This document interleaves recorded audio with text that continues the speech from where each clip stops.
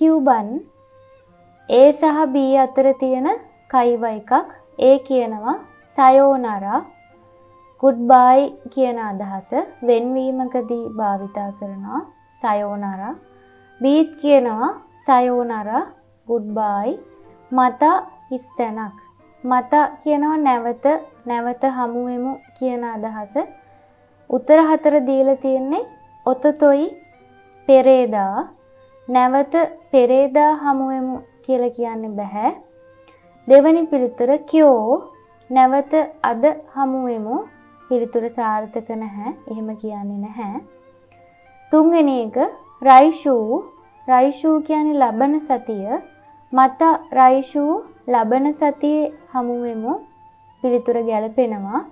හතරවෙනි පිළිතුර කොන්ගෙට්සු මේ මාසය. මත කොන්ගෙට්සු කියලා සාමාන්‍යයෙන් භාවිතා කරන්නේ නැහැ. වඩාත් නිවැරදි පිළිතුර මත රයිෂූ තුන්වෙනි පිළිතුර.